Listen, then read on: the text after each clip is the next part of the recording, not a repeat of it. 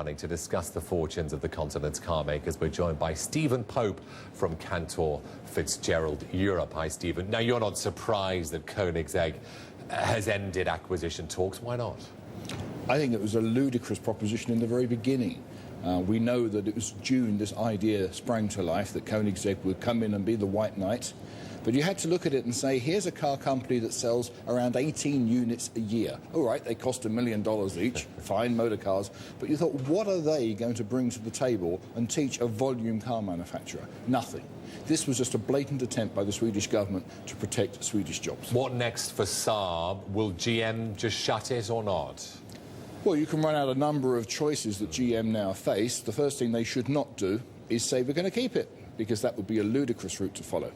I think they just have to turn around and say that unless they get a buyer rather quickly, they have to say that's it, they draw the line, because in the 20-odd years they've been associated with Saab, 10 as a part owner, around 10 as a full owner, that company made profits once, and it's because GM destroyed it. What about a new potential private buyer, Stephen? We had Ira Reynolds, Renko, possibly among the bidders back in June when Koenigsegg was successful in winning Saab. Could he come back into play? Could Mabanco Inc. come back into play or not? Why would they do this? Yeah. This is a car company that was iconic. Then it started sort of just putting a body shell on top of Opel Vauxhall platforms, which wasn't going to fool anybody.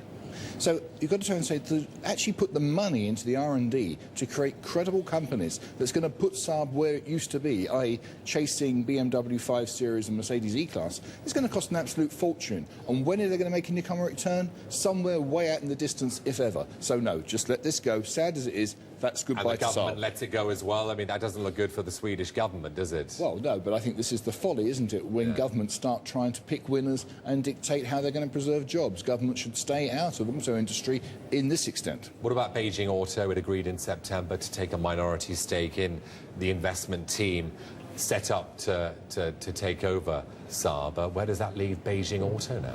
Well, probably that's the only saviour that could possibly appear. Either someone from China or India decides they want to move into this space. But quite frankly, you can see at the moment Ford is struggling with Volvo, trying to sell that into China. So I think it's going to take another very, very small Swedish brand is not the right step for anybody. What does this tell us, Stephen? Because we know what happened to Opel, we know what happened to Saturn as well. Saab hasn't been successful. Why can't GM get rid of these brands? I just think they can't bear the fact that they are no longer a big, successful car company. They have to realise that they are a very small car company with one or two iconic brands still. But they've generally got to be a very slim company and build from that base. I think that there's a technical reason why you might want to hold on to Opel Vauxhall, because there was a lot of investment went into new products like the Insignia and the Astra.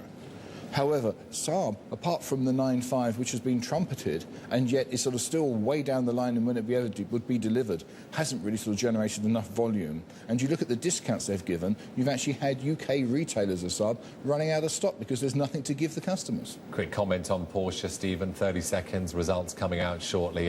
What's the key today?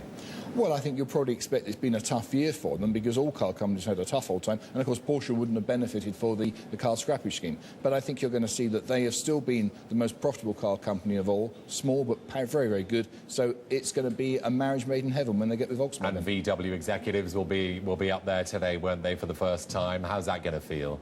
Well, I think it's going to look very good because they're going to show that you've got the wisdom of this massive volume car manufacturer who know a thing or two about luxury goods when they make Audi, and of course they have Bentley in their group too. So it's going to fit very well. Stephen, thanks very much. Stephen there from Cantor Fitzgerald